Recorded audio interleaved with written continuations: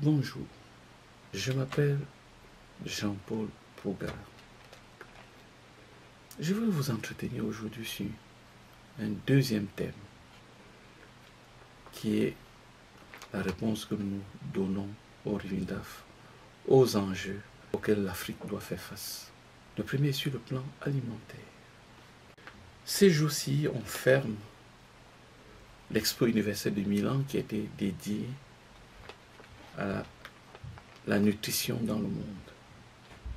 L'Afrique était à l'ordre du jour, mais les pays africains ont fait honte à cette expo.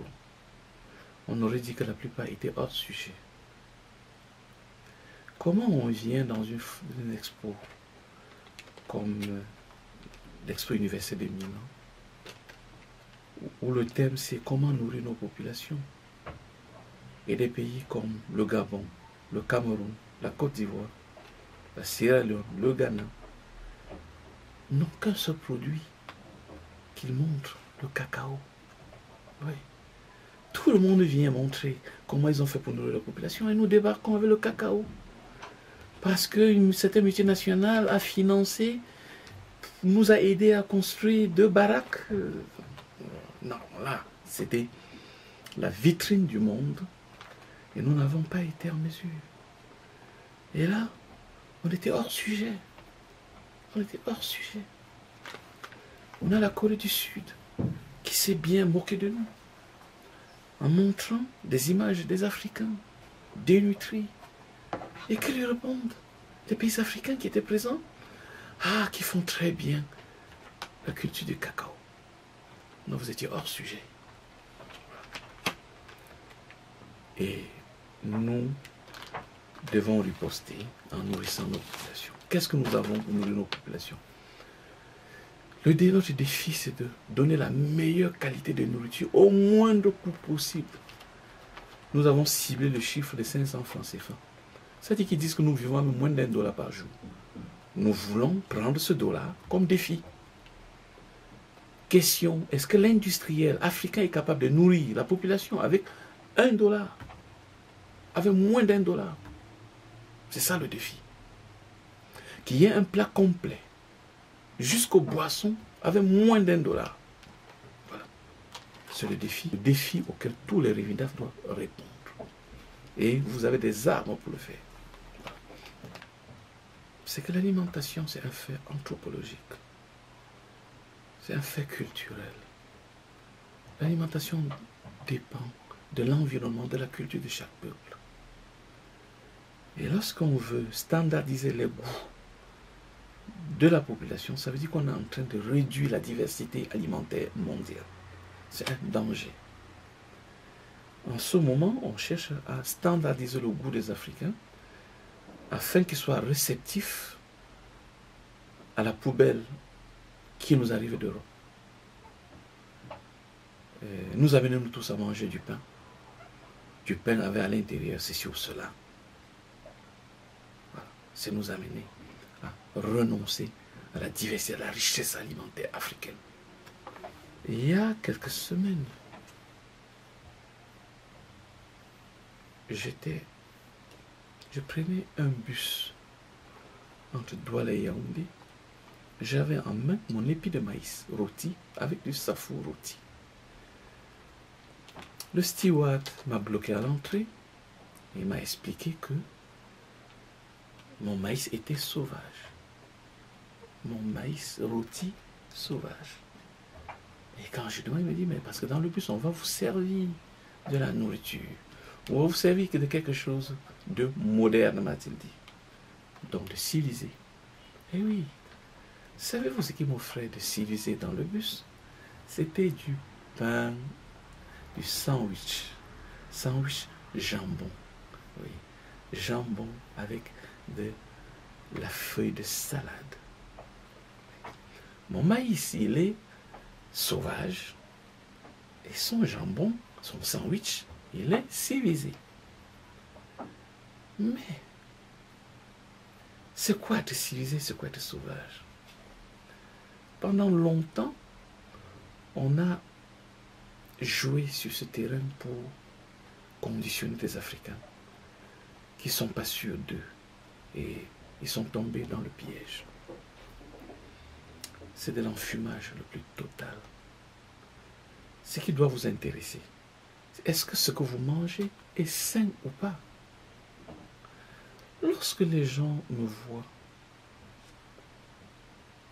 publier des photos sur Facebook en train de manger le macabo rôti, en train de manger le râpé, le macabo et autres, mais ils pensent que je suis en train de fanfaronner. Eh bien non, c'est un geste militant. C'est un geste militant de dire que je ne m'inscris pas dans cette standardisation et dans ce rabotage vers le bas du goût africain. Pourquoi dois-je avoir honte de manger mon manioc, de manger mon macabo et m'afficher avec le sandwich parce qu'il vient, c'est un bol qui vient de France, ça vient d'Europe. Mais non. Et ce qui m'intéresse, c'est ces deux modes de consommation. De ces deux modes de consommation, lequel est le plus sain pour moi? Et c'est le mode africain de manger qui est sain. Mon maïs que je mange, il sort du feu. Il est chaud. Le safou que j'ai pris, je le prends directement du feu. Je le mets sur ma serviette en papier. C'est moi qui contrôle la qualité. Il est naturel. Donc, je cours moins de risques de contamination alimentaire. Vous irez en Afrique, vous verrez que les gens qui sont à l'hôpital pour la contamination alimentaire, c'est des gens qui mangent civilisé. Ils vont manger du saumon, de tout ce qui est civilisé. Bon. Mais l'Africain qui mange africain, chaud, bio, n'a pas ces problèmes. Revenons à notre bus. On a servi du sandwich. Mais à l'intérieur du sandwich, il y a du jambon et il y a la salade. La salade est retenue aux États-Unis d'Amérique comme la première cause de mortalité des jeunes. Parce qu'ils la mangent à l'intérieur d'un sandwich, d'un hamburger. Mais la salade, c'est une crudité. C'est-à-dire que vous mettez dans votre intestin un produit dont personne ne peut vous garantir la santé physique de la personne qui l'a lavé, de la personne qui a manipulé le pain qu'on vous a servi. Beaucoup de gens n'ont pas l'accès à l'eau potable. Alors, ils ont du puits. Le puits est creusé dans un environnement où on a à côté les toilettes. Les toilettes, c'est quoi? C'est un trou qu'on a que c'est des fosses septiques. Et il y a une sorte de vase communicant entre ces WC et le puits. L'eau de ce puits qu'on va prendre pour me laver ma feuille de salade est déjà contaminée. Que ce soit civilisé ou pas, c'est contaminé. Deuxièmement, et la personne qui va me prendre le pain, est-ce que ses mains ont été lavées? Ok. Lavées à l'eau du puits. Mettons même que c'était lavé à l'eau du robinet. Ensuite, nous avons un autre problème. Quand vous voyez dans les rues, on prend le pain, oui, c'est le mode occidental, on prend le pain, on fend, on met à l'intérieur ce qu'on veut, le beurre. Mais celui-là, est-ce qu'au moment de charger son pain, il a lavé les mains? Et non. Vous lui donnez de l'argent. Celui qui était avant vous lui a donné de l'argent. Il a pris de l'argent. Il l'a mis dans sa poche. Il a pris le pain avec ses mains. Il a chargé, il vous l'a donné. Soit. Quand il va aux toilettes, dans toute sa journée qu'il a passé dehors, il se lave les mains. Où? Il va où aux toilettes? Dans la rue? Oui, possible. Et après? Donc vous mangez du pain au caca. Ah oui? C'est du pain au caca, c'est du sandwich civilisé au caca. Parce qu'on ne veut pas manger africain. chaud. Et comme je ne peux courir aucun risque d'être malade, parce que mon emploi du temps est tellement plein que je ne peux pas courir ce risque. Et donc, qu'est-ce qui me reste? Pour ne pas être malade, je suis obligé de me replier sur le mot de manger africain. Et oui, parce que le maïs, qu'on me sort du feu, il n'a aucun danger. Les safou qu'on me sort du feu, c'est moi qui le recueille. Et notre sandwich dans le bus, il est fait à base de jambon. Oh, le jambon de Paris, comme ça sonne, civilisé. Le rôti de porc, la mortadelle. Ok. Tous ces trois ont quelque chose en commun, que ce sont des poisons. Ce sont des poisons qu'on déverse en Afrique. L'Afrique est devenue un dépotoir de la poubelle alimentaire de l'Europe. C'est du devoir de tout industriel africain de se pencher sur la question.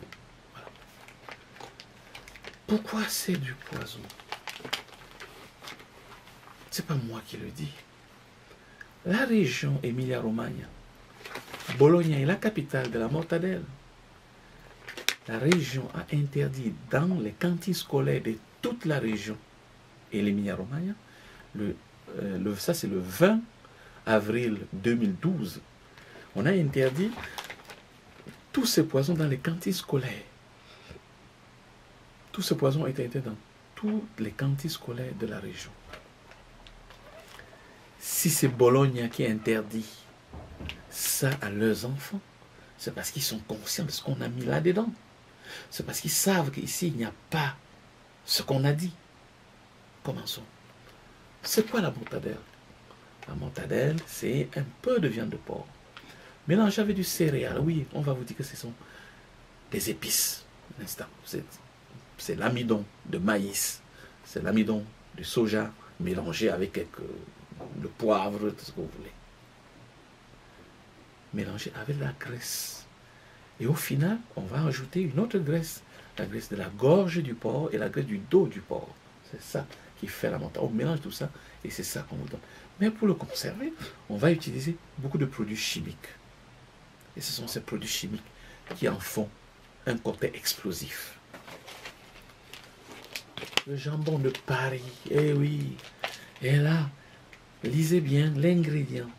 On dit ingrédient.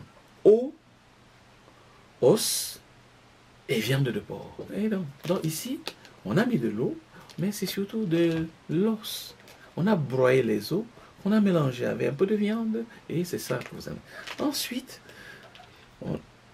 conservation, chlorure de potassium, nitrite de sodium, acidifiant, sirop de glucose, dextrose, tout un amas de choses que mon épi de maïs, il n'a pas. Et si vous demandez chlorure de potassium, qu'est-ce que c'est? C'est lui qui m'a servi le sandwich dans le bus, il ne sait même pas ce que c'est. Il ne sait pas qu'il contribue à m'empoisonner. Le rôti de porc. Ah. Ça vous semble pas bon, le rôti de porc, regardez, c'est très bon. Et non, là, il n'y a pas de rôti de porc. Et non. Alors, on va vous dire arôme. Oui, c'est que le goût rôti, c'est de l'arôme. Mais c'est quoi l'arôme? Quand on entend l'arôme, on imagine quelque chose de bizarre, quelque chose d'étrange. L'arôme, dans ce cas, ce n'est que du charbon de bois qu'on a écrasé, qu'on a mélangé avec des condiments, qu'on a mis là-dedans pour donner le parfum du rôti. Il faut qu'on ait le goût du feu, le goût du brûlé. Mais ce brûlé, c'est du charbon. Voilà. Si je dis que je mange mon bongo chobi, vous allez dire que c'est sauvage. Et là, c'est pas sauvage. Le bongo chobi, c'est pas du charbon de bois, mais ce sont des condiments qui sont traités d'une certaine manière. L'information vient de le World Cancer Research Foundation. Elle est britannique. Elle explique que le jambon donne le cancer de l'intestin aux enfants. Donc, tout ce que je vous ai dit, Si vous donnez à vos enfants, et c'est ce qu'on est en train de faire en Afrique, ça donne du cancer de l'intestin. Oui. Quoi faire? Je ne suis pas là pour terroriser. Je suis là pour dire aux industriels africains, ceux qui veulent devenir industriels, qu'on est venu à la conquête de notre territoire. Mais avant de nous lever pour dire qu'on va aller combattre, il faut qu'on utilise la géostratégie pour nous demander quelles sont nos forces, quelles sont nos faiblesses. Et là, on a détecté les faiblesses de ceux qui viennent conquérir notre territoire. Ils ont une faiblesse parce qu'ils nous envoient leurs poubelles. Et nous pouvons sortir du bon produit. C'est avoir une arme très puissante. C'est que l'Afrique est fertile. Et oui, on nous a menti. Vous n'avez pas besoin d'engrais chimiques. Parce que nous avons copié le mode de vie des Occidentaux. Mais ils utilisent de l'engrais chimique partout parce que le sol, ça ne donne plus rien. Parce qu'ils ont exploité le terrain pendant 1000 ans. Mais nous avons encore la forêt vierge. Si un arbre peut grandir tout seul, c'est tout simplement parce que le sol, il est fertile.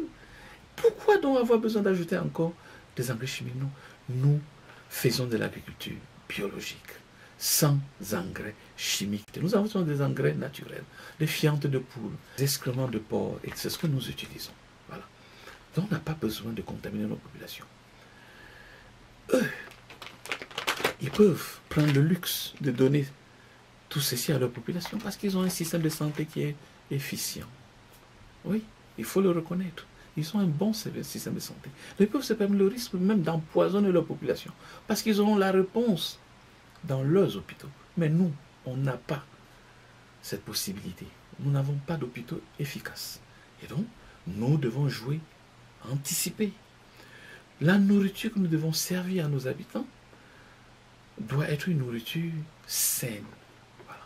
Et parce que nous réussirons à offrir une nourriture saine, on pourra facilement combattre ce que les autres viennent déverser sur notre territoire. Mais comment? Le comment, nous le voyons avec les formations de Revindaf. Et la prochaine, c'est du 14 au 17 décembre 2015. Et il n'y a plus de place parce que nous avons eu suffisamment de demandes. Bon, on programmera une autre sûrement au mois de mars. Bon, voilà. Je vais passer à un autre produit de mensonge. Il s'agit du lait. Je vais vous montrer. Ça, c'est le lait entier. Ça, c'est du lait écrémé, demi-écrémé. Ça, c'est du lait en poudre. Et ça, c'est du lait concentré.